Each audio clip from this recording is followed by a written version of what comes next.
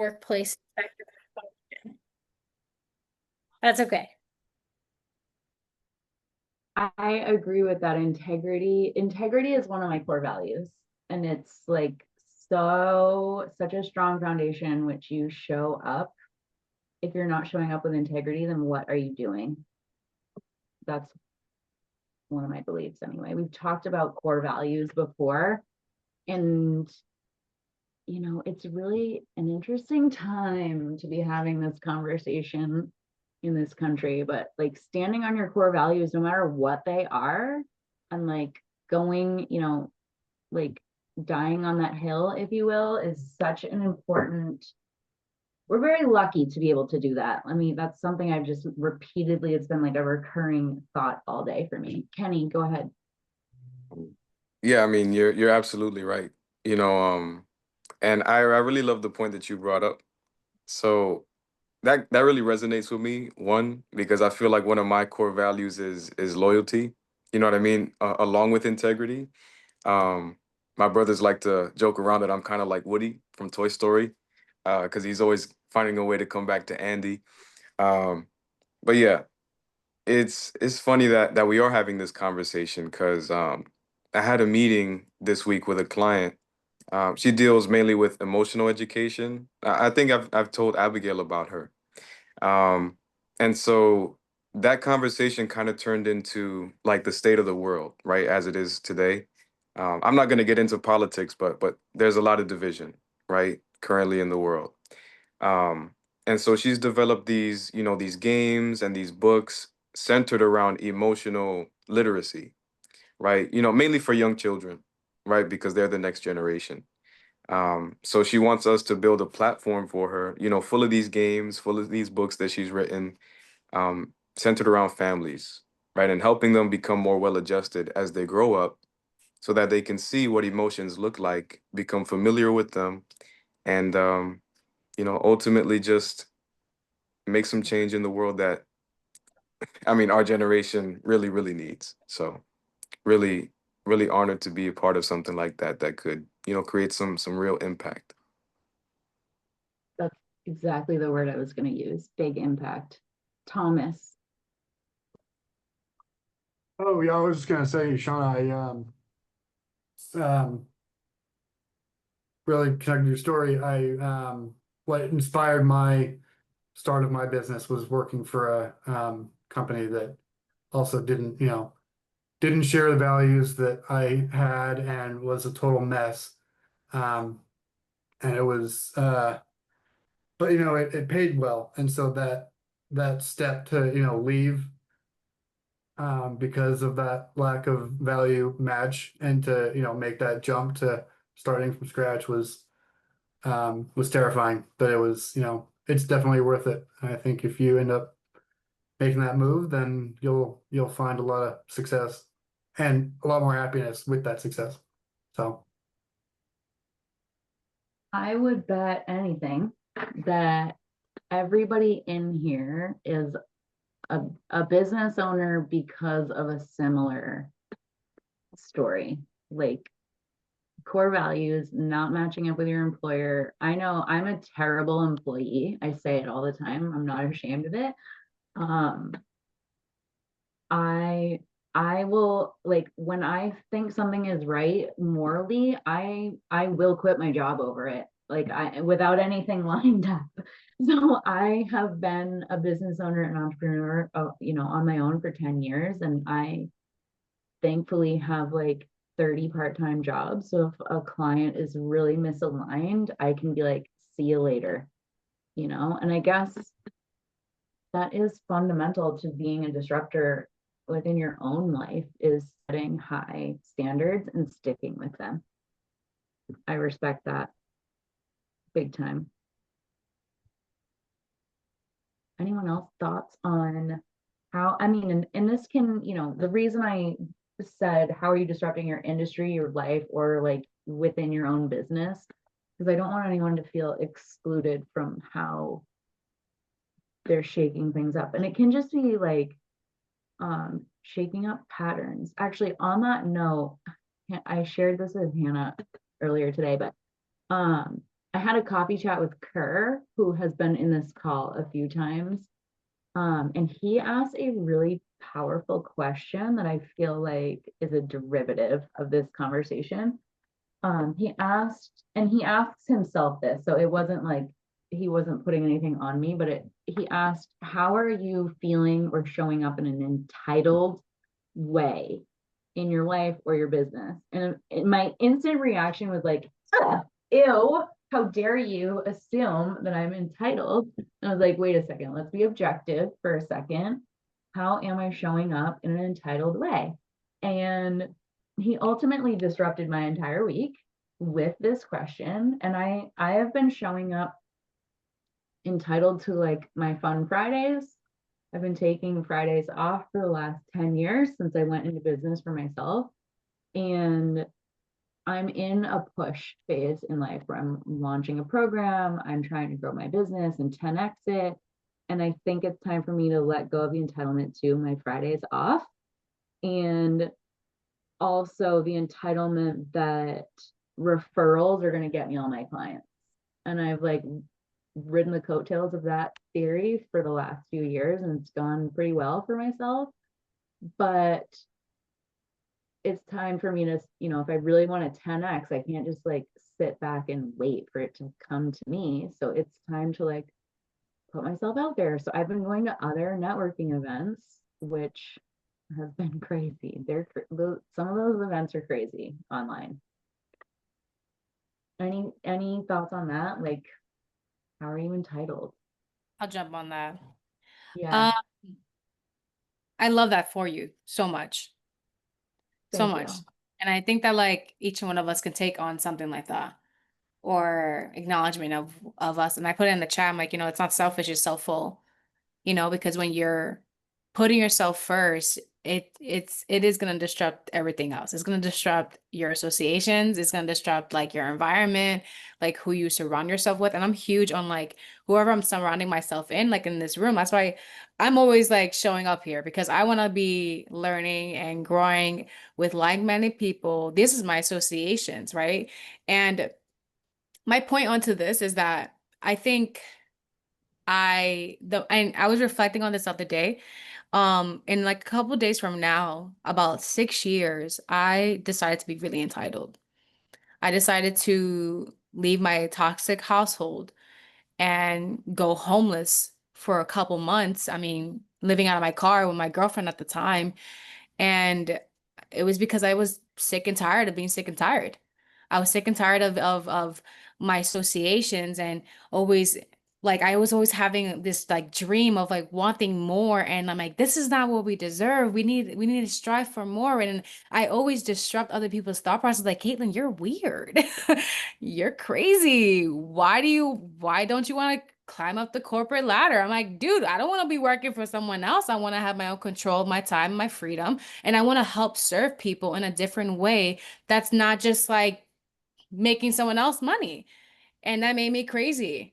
And that I had to do a lot of like internal work with learning that like I was definitely a people pleaser.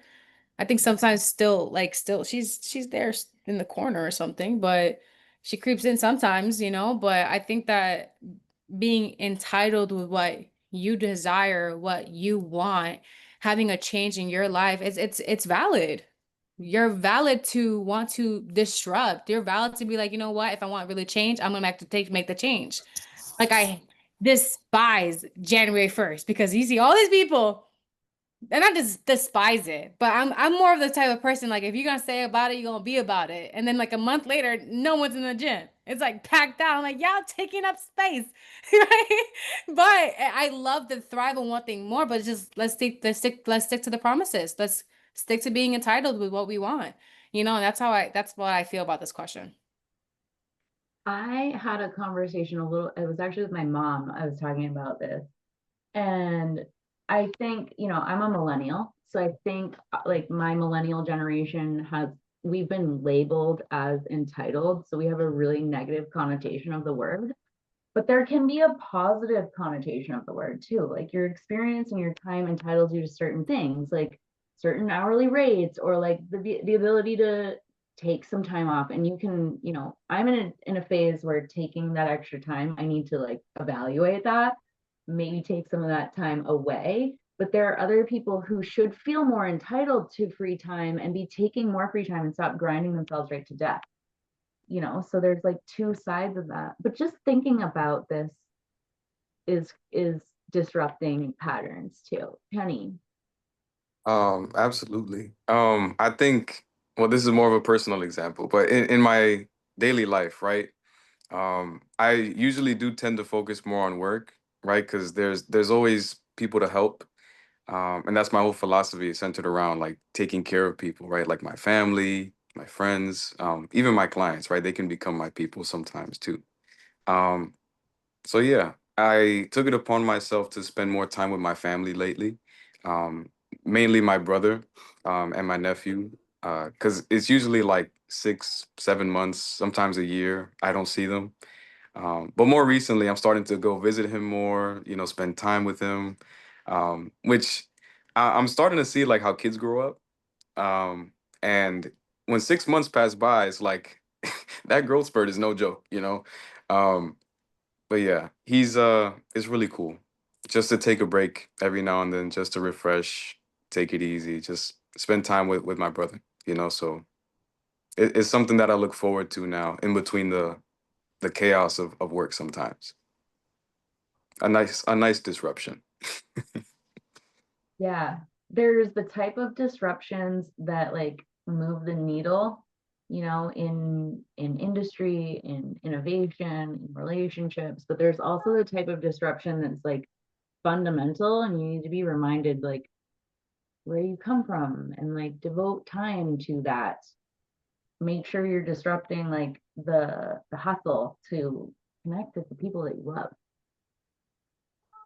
I think also that's it's a note, like going back to the values, how like a lot of us seems that we shared the common core values.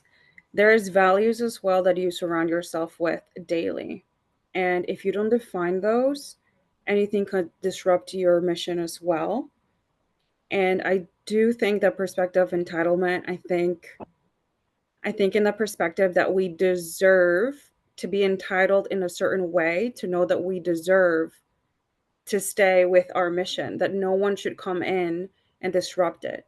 So, for example, like I define it, like if you define your values, for me, it's like inspiration, discipline. Um, if my friends are not with my same values, then I should not be spending time with people that are not supporting my values, because that's going to disrupt me. And I do think that I'm entitled to, or I deserve to say, okay, these are the values that I do want to put a mission. This is my vision, my life, my own journey, my script, right? Because at the end of the day, we all write our scripts. But if my friends are not around me doing that, if the team members in my business also don't follow those core values, they're going to disrupt my business. So, I don't, transparency is one other core value that I have in my business. If someone's going to lie at me from the first time, and, there's some hard stuff where if you have to fire someone, I'm sorry, but my value, it got disrupted, and I can't have that around the environment. So I think looking at your friends, at your family, even your cousins, right? Like maybe my cousin's not the same as me and we're family, but maybe I just spend less time with her, or I keep a healthy relationship at distance. Um, but I engage less, I hang out less, because I'm on a mission, I have my values, and I do deserve to stay with my values if I choose to. But if someone else comes with different things, like not being transparent or not having integrity, then why should I stay with that? Right. So that's my perspective. It's like your circle should also follow your values. Otherwise, you won't stay focused. You're gonna get distracted. I agree with that so much. Laura, go ahead. Yeah, to add on to Emma, I absolutely love everything you were saying. I remember there's this one meeting I was in with this high executive, and he was telling me that when he goes out to dinner meetings, dinner conferences, right? If he's doing business with another man, he'll watch them and be like, are they eyeing the waitress, and are they married, and is he flirting with them? And if they're not being respectful to the waitress, if they're married and they are letting their eyes wander, then he won't do business with them. He's like, if you're willing to like cheat with your eyes, with your mind on the person you love the most, then what are you going to do to me? So I thought that was a really powerful saying. And it had me looking at that. Like, when you work with people, it's so much more than just, do you align with your business products, right? I was in affiliate marketing for a while, and in that industry, it's, you do business with people you like. Can you hang out? Can you talk? Are you friends with them? Because the products are the products. It doesn't matter. You can find almost anybody that's going to sell the same thing. It's marketing. How are you going to spin it, right? But if you get someone that you can trust, that you want to have the meetings with every day, are they listening to your needs? You're like, okay, I'm really looking forward to our phone calls because we can jive and there's not that front of a pretense, and then you can properly communicate all of your needs, and it goes so much more lightning fast, especially when you have a team that mirrors all of your values. That's why like company culture is a huge thing, and a lot of people leave because of company culture. I took on a full-time job with a company about a year ago, as well as running my business. It was like very lucrative situation for me. And when I went into it, I thought that the company culture was one thing, because they like outwardly it seemed like great company culture, but then when we got into like the nitty-gritty of things, it became very apparent how toxic it was. And your motivation level like tanks, and you don't, if you're not valued in general, then you don't really value putting out quality work. And so like I like to do challenging work. I just find it fun. But when I was asked to do something challenging and then it was devalued immediately, I was like, I'm out of here. Bye. But going back to being a disruptor, when you're working with a team with aligned values, it seems like you can push the needle so much faster, so much harder when you've got the right people around you. I work in a niche industry. I work in cannabis, primarily is the industry I serve. And it's a tight industry. It's hard, but I know I'm making big impact on them because I'm working with a team that allows me to do the front end and they do the back end, and we can make big impact on these business owners who are used to like putting cash in a can in their backyard type of thing. So speaking of which, we lost Gary. Speaking of cash in cans in the backyard, anyone else thoughts on all of it, being a disruptor in any capacity? I just wanted to add to that part that we were talking, like with the environment, also our influences. It's another thing, like who we follow on Instagram. We may not think about it, but beyond like our friends or family and the people we see every day, it's also what, like, who do we actually see, you know? So just something to keep in mind as well, to stay with the core value part. Yeah, I have more on that. Hannah. Yeah, that was actually a good segue for what I was going to talk about. I'm a marketing coach, right? So all I do is spend time on Instagram and on TikTok and YouTube. And most of the clients that I work with, they put themselves in this content box where they're trying to have the perfect hooks, and they're trying to have all their content look the right way and like follow the right trends and have the right trending sounds. And what that ends up doing is it makes them blend in with everyone else in their industry. So some of the work that I do with them is helping them realize that their story is one of the most powerful disruptors there is. And realizing like that you don't need to have a crazy, crazy story of like being homeless and then becoming a millionaire. Like you don't have to have that extreme transformation. And like, yes, some people have those things, but even the like more, if you want to say dramatic or less dramatic, generic stuff can be spun in a way that's really inspiring to the right people. So a lot of the work that I do is like helping a lot of my clients are like people pleasers too, and I'm a little bit of a recovering people pleaser, but it's like it's okay to break away from the mold. It's okay not to use this hook. It's okay not to use this sound. It's okay to create content in a slightly different way. And yeah, you might be pushing some people away, but you also are going to be attracting the right people to you. And that's how you create that culture in your community that you have, that you're forming on Instagram, and the clients that you end up taking on. And it all stems from like what you're putting yourself out there with, what kind of content you're creating, what kind of message you're putting out there, and how you put yourself out there. That's one. I saw a reel a while back.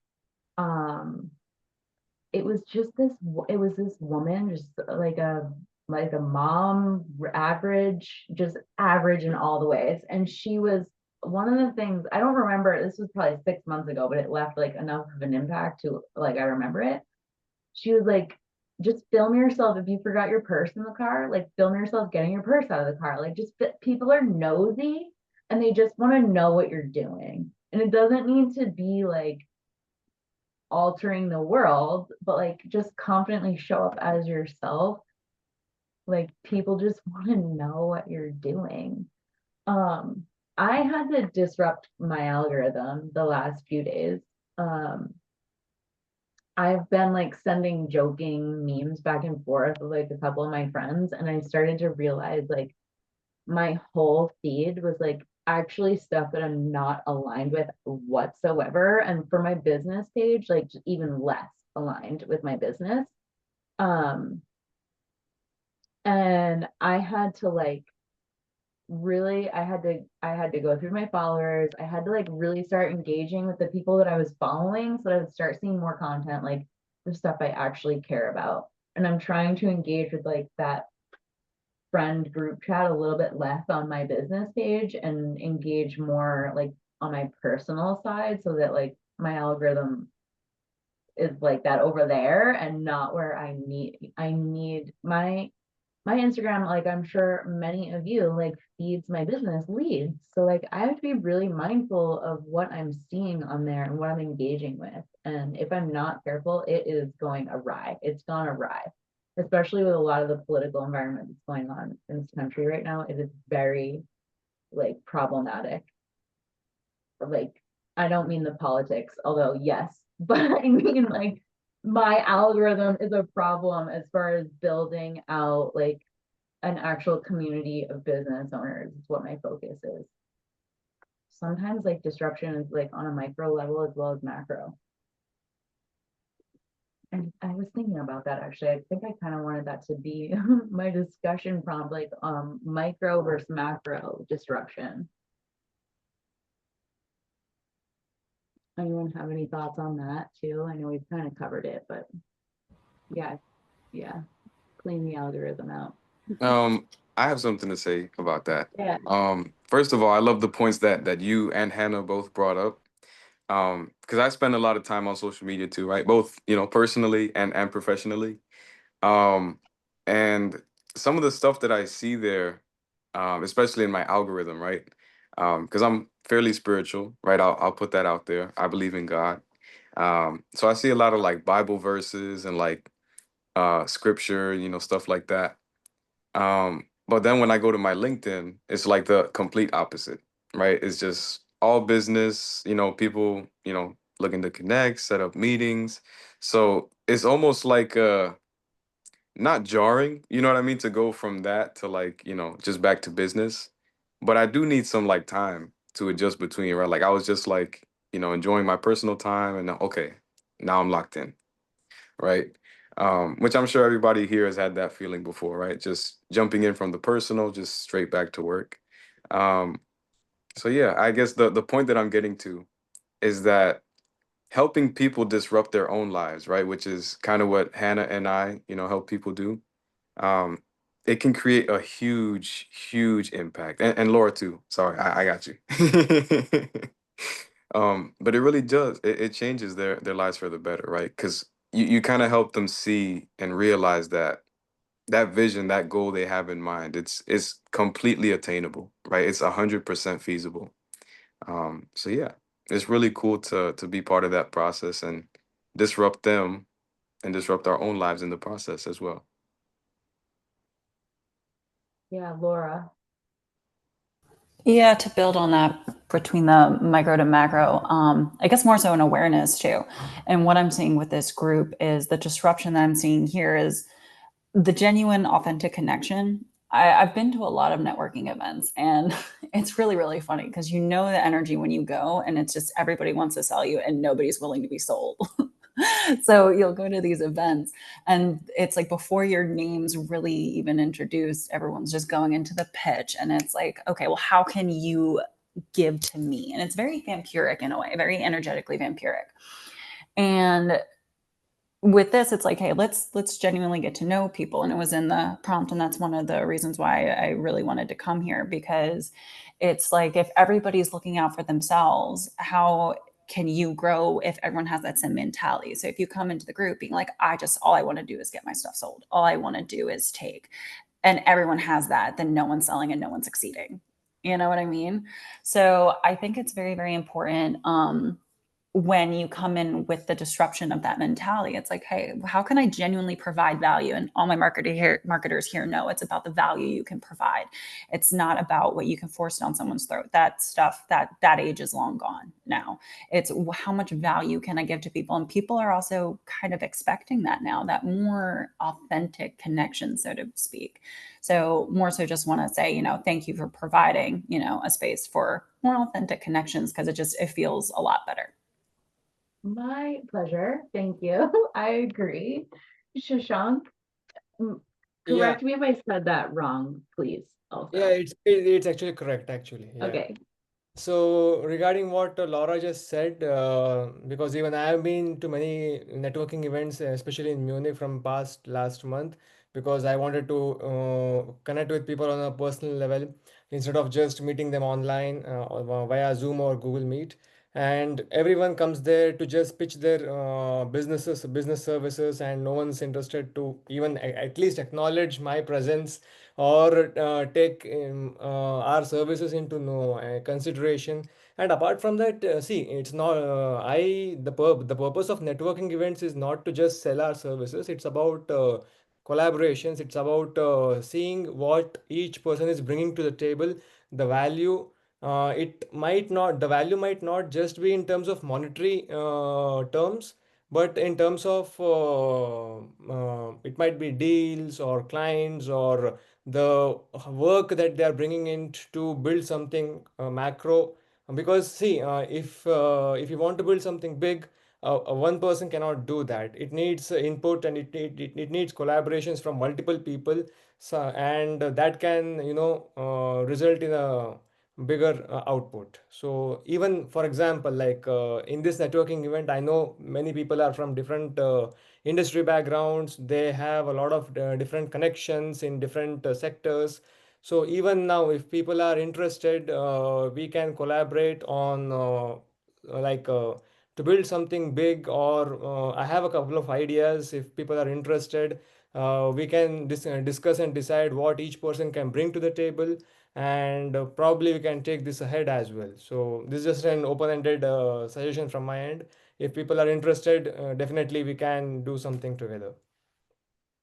Yeah, that's like that's what I love about this group. First of all, I started it just with the intention to have like a high value conversations and like meet new people and just have expansive conversations, because I'm really isolated in the Western Maine foothills. I mean, like an hour to like the North Conway, where Hannah lives, is like by no means a city. Okay. Like it is compared to where I live. Portland, the same, but I'm like, I have a gas station that has no man working it. And that's like the closest thing in 30 minutes. So like I really needed some human connection, some elevated conversation. But this has become a place where people are doing business, people are making connections, we're building long-term relationships, first of all, not just like quick, like, hey, I need your service, you need mine, let's meet up. Like these are long-term relationships, and people are doing deals. They're hiring people, they're getting clients. Like it's been a really beautiful thing that is just, I can't even believe I can't believe I'm facilitating this, to be honest with you, because like who am I? Just this girl in the Western Maine foothills. But I had an idea and I showed up consistently for it. And so things are happening. It is having an impact on people. Gary, who was here at the beginning of the call, he said something last week that you both just reminded me of. There's two different types of disruptors in this world. One is a social disruptor. So like the person who's not afraid to go out and talk to people and like share about a product. And then there's the innovators who are the ones who are coming up with the product and may not be so great at talking to people. And each of those people kind of needs the other, the other half of the equation to really make big impact. So there's two different like general types of disruption or types of people that show up. I thought you guys just brought me right back to that. Yeah, and actually I'm an introvert myself. So it's hard. Like I'm much better with like a one-to-one with someone potentially than being in a group. So I started like going into networking events maybe, I don't know, only like 3 months ago, 4 months ago to really like get myself exposed. I was always so scared or intimidated. Or if I did want to like meet a person online, like literally just pulled up this because I wanted to share it with you guys. But there's someone I really admired in Instagram and I followed him. So he said, "Yo, saw you following me. Are you looking into sales training, finding remote sales roles?" I'm like, "Hi, hope you're well. No, I'm just trying to connect with great people. Where are you based?" And there was like no reply. He like read it, no reply. And I felt awful. After I'm like, should I unfollow? Like, what should I do? Right? And these are like difficult things as well as disruptors in within ourselves, I think as well, right? Because I wasn't as comfortable like reaching out to people or joining big events, but and those are still like the struggles. Like, okay, maybe I shouldn't follow, or should I like really try to make a genuine conversation? And they were someone that I looked up to. I've been following for a while, so it's just interesting as well, like networking events and people intentions, and I do think like we can learn a lot from each other beyond a service. I'm learning so much from you guys just being here. Like, oh my God, I can't believe she did that. Just to jump right in, I absolutely love everything that you're saying, Mildred, but also to the fact that they didn't respond, it's kind of like a gift back. Right. I've been in so many situations where it's like, even in front, where it's like, hey, you introduce, and then they just give you this look where it's like they just literally turn and walk away, don't even like accept your hello. That's jarring a little bit. But it's like you don't want to work with those people. You don't want to have those connections, those energies in your life. It's like it was interesting. I remember when I had this scarcity mindset, right? I think this was in the beginning of business and pitching and sales meetings. It's that everyone's your enemy, right? You gotta get, and if you get it, that means the other guy does, or vice versa, right? Versus when I had this shift, I'm like, there's so much business out there. There's so many opportunities. It's endless actually. And if this doesn't work, then it's totally fine. Or if this connection doesn't work, it's totally fine, because like I had those clients where they were horrible and I did not want them. I fired clients actually because I just didn't like working with them. They were a nightmare. And honestly, they were the lowest paying clients. I think they were like $500 a month. And I learned a lot from this client where I had to put almost like a diva clause in, where you get a certain amount of phone calls, you get a certain amount of messages a week because they wanted so much. Then vice versa, I had what was it, a 1,500 or $15,000 a month client. And we talked like once a month. I would email them. They're like, hey, we're good. I don't have a reason to talk to you. That was the best relationship I've ever had in my life. And when they're meant to work out, like they just flow, so, but I really love the depth in which you're going into this call. Like you have a I say it as a philosophical mindset. And so I actually really love your input in hearing you speak. Mildred, she's talking to you. Thank Kenny, you. go I ahead. appreciate that. Man, And the Diva clause, by the way, that is a great one. It The really Diva is. clause is amazing. I'm telling you, it's like if you want more of my time and my attention, it's going to cost you X. This is you have to spell it out so finely. Like my time is not forever yours to take. It is you're paying me for this time. Do not call me at 7. Do not call me at 11. Do not call me at 3 a.m. This is your window. Otherwise, you're getting taxed with an emergency fee. So yeah, put a period on that. exactly. Man, that's awesome. I love that you kind of set that boundary. Um, yeah, I think a lot of what you say is really just kind of hitting home, right? Because for a long time, I just kind of stuck to my guns, you know what I mean? Like I love building those connections organically, right? But I wasn't having a lot of success at first, right? And then watching other sales guys, right? People who were like promoting their stuff. I'm like, is this how I have to be, like, in order to have success? Right. But thankfully, I connected with people just having conversations, and I was like, okay, I got a little traction. Like, can I actually, and then I found this group, with Abigail, just, talking to people. And I was like, I don't have to change myself. Right. I'm fine exactly the way I am. I can show up as myself. Right. And that really created that, like you said, this space really felt safe, for me to explore that and ultimately, just grow. You So have a nice cadence. Like in hearing you speak, I'm going back to like when I used to bring on outside contracted agencies. And so I would get all these proposals for like services, social media, you name it, right? And when it was the being pitched, it's just again, it's that who do you want yeah, to work with? But your cadence is really nice. And I have a feeling the way you're talking in this group is how you talk with anybody you would work with. And I think that's a very valuable asset because not everybody can be that personable and that authentic. And it's really hard to fake that. So I think in the long run, that's going to be honestly, your biggest strength. no, I Just really my 2 cents. appreciate that. I can No, thank vouch you. for that. He is like that in real life. Oh, Just she's like seen me in person. Yeah. a real and kind human being.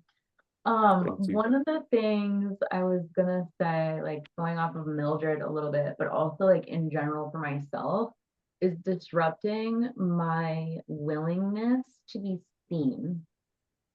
Like, it's just such a challenging concept. Like again, going back to living a super isolated lifestyle in the Western Maine foothills, like I'm super happy just like being alone out here. And but if I want to disrupt my industry or disrupt like potential clients' lives or, leave a big impact on the world, I have to be seen. I have to be comfortable being seen. And sometimes, it is up to you if you want to be seen or not. But if you want to make big impact, you got to get over yourself and you got to be seen. And I'm talking to myself very directly right now. Like it is hard for me to be seen. And like you gotta step outside of your comfort zone. You gotta like shake things up, like do what that inner higher self is calling you so desperately and repeatedly to do. And you'll find like your purpose and the confidence. At least like I'm hoping that's the truth anyway. You'll find the confidence in showing up consistently like that. Caitlin. That's such key though. That's such a key. Like that's honestly, that puts things in like a whole different perspective. And I say that because like recently I'm the type of person when like I listen to a podcast, I try to take notes and I try to like not just listen to something, but like really try to implement the knowledge. And I was listening to this like video from like Mel Robbins and I think it's like Emma Greed, something like that around those lines. But the point of the podcast, she was just going over, she was like, there's a difference between perfectionism and then also excellence. And like each and one of us, there's only one of us.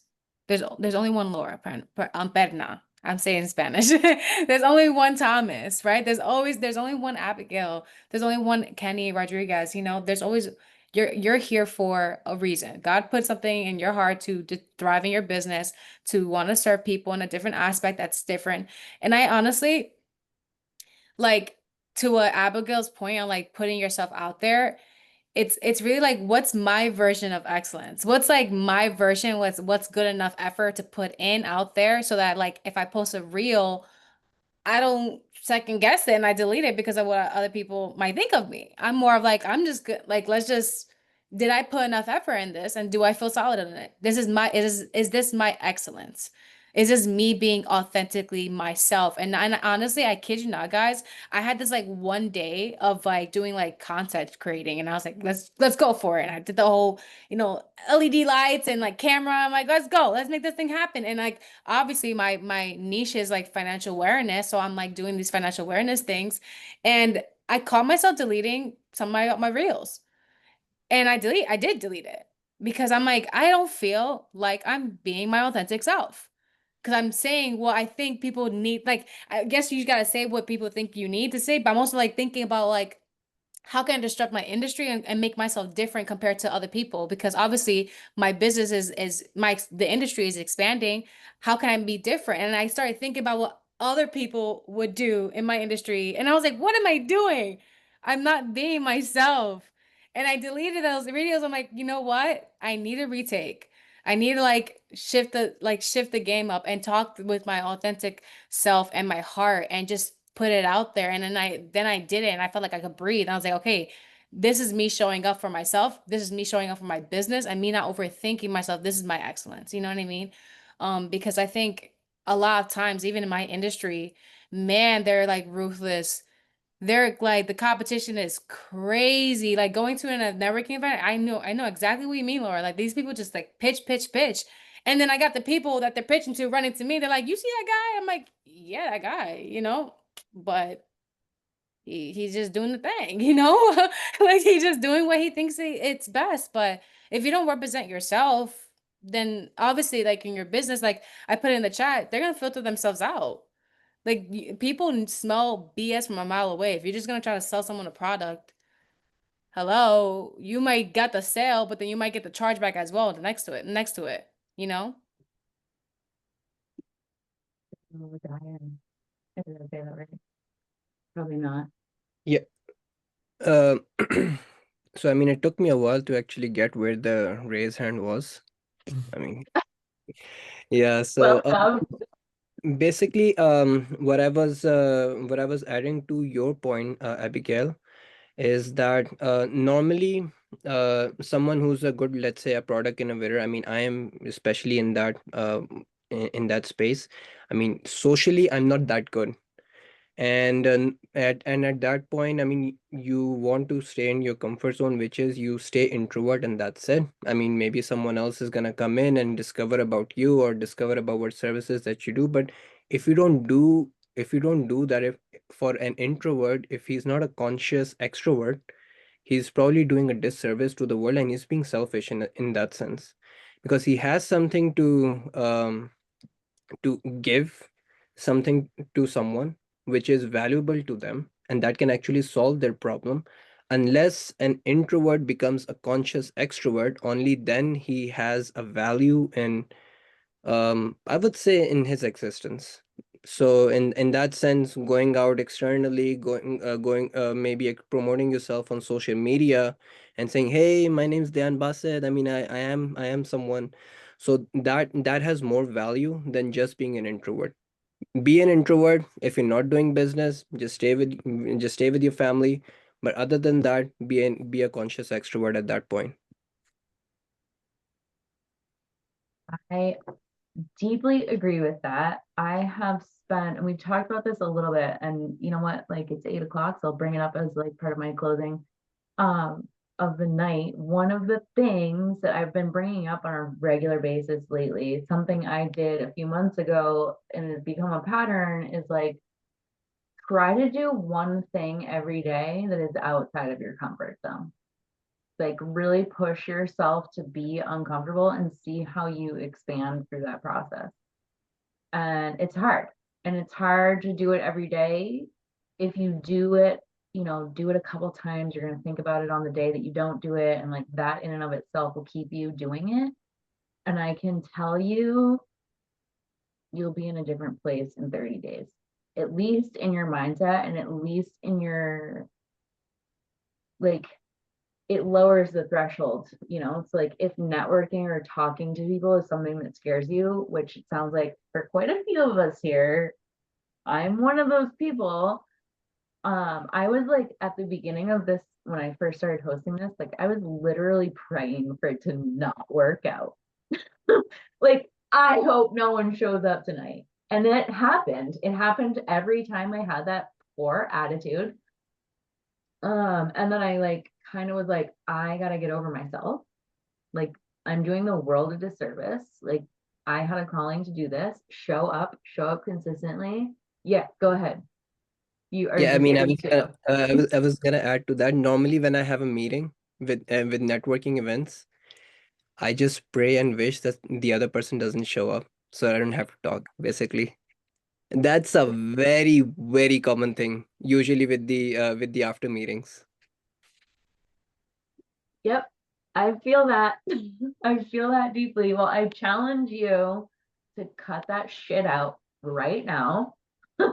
Show up, do what you got to do, like move your body, like get the anxiousness out of your physical body. If that helps, it helps me like go for a walk, do a workout, whatever it is, like, but practice being uncomfortable and it will all get a lot easier. And eventually you'll get excited for those calls because you'll start having good calls too, because your attitude will be in the right place. Um, Yeah, I heard a story recently about a Fortune 500 CEO that runs a lap around his house before every phone call, and it helps him just get rid of any jitters or anxiousness. I haven't yet implemented it. I don't have a perfect circle around my house without fences in the way, but um, yeah, just like getting up, moving around, I find helps me, throw off those jitters and do whatever it is I'm about to do that I'm anxious about. I walk my dog. That way, like I'm taking care of myself, but I'm also taking care of her so she won't interrupt the call. I've been doing it every week. And that's also like, in the stepping out of your comfort zone thing, habit stacking.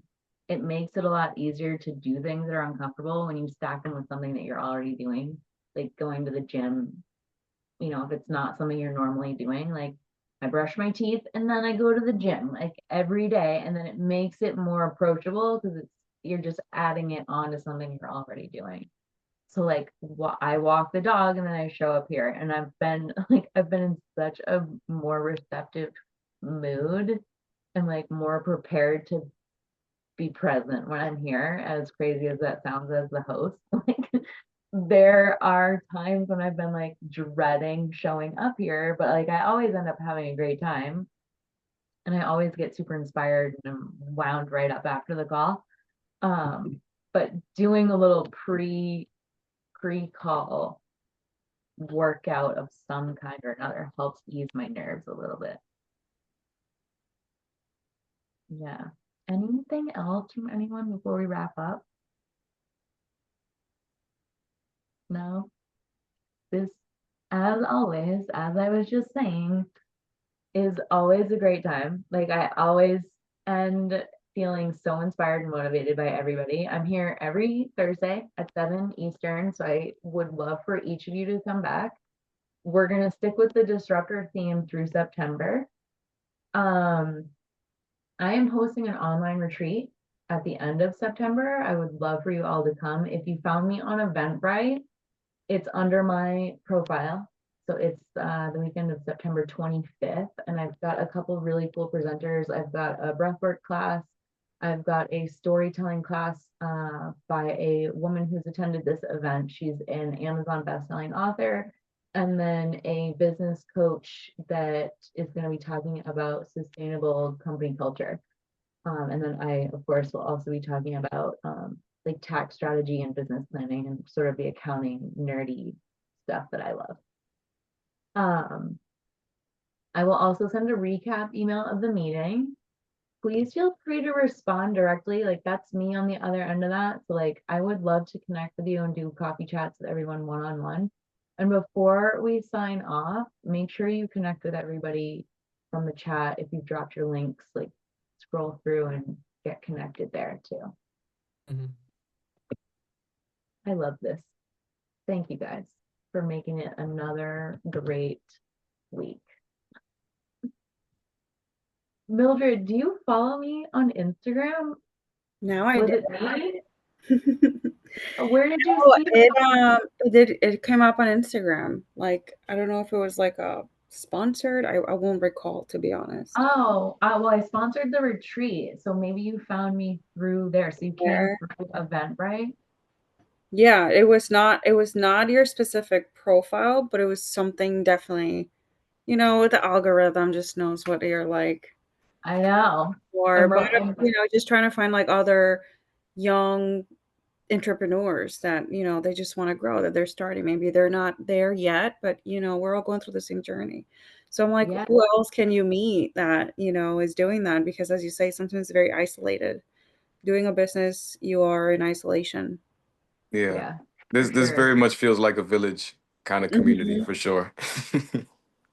We were talking about that last week, how this has become like a little bit of a support group situation. Like Yeah, our therapy. weekly check-in. It is Like very AA. therapeutic. Like AA, but it's like Entrepreneurs Anonymous. It does feel like that sometimes. Like, hey guys, my name's Kenny. It's been 6 months since my last. Sin or your last confession. Yeah. Yeah, it's a good time. I really have been loving this group. And it's been pretty small and intimate, like intimate size lately. There have been a couple times where it's been large. Like there have been a lot of people in here, and it's hard to be respectful of time, but also the conversation does tend to get like pretty good and no one wants to go at the end of it, kind of. So it's like I have a there's suggestion for you, balance. Abigail. If it's, Yeah. yeah, if you are able to create a sort of a group or something that can, enable to take this conversation ahead in some way or the other, I guess that Like a can, WhatsApp or something. yeah.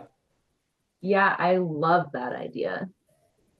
I love that idea. Um, okay. Or Discord. Discord's good for avoiding the pitfalls of like a Facebook group or something. Well, that's what I was Yeah. thinking about. God, you're gonna get me on Discord finally. I've been avoiding it for years. Everyone's on this Discord, and I'm like, no. I Discord is love pretty popular. Discord. Yeah. You love Discord? Yeah, and I'm not much of a gamer, but the thing I love about Discord is that there's two reasons for um Discord being really great is it's kind of like Zoom and Slack had a baby Yeah. together. Oh, that's a So really you don't like all the conversation we're having right now could be on a video channel on Discord and all of the chat would be saved under the video channel so you could revisit it like the following week and then you could have structured conversations in different channels like how Slack is. So, I am a firm proponent of Discord any day. I run Interesting.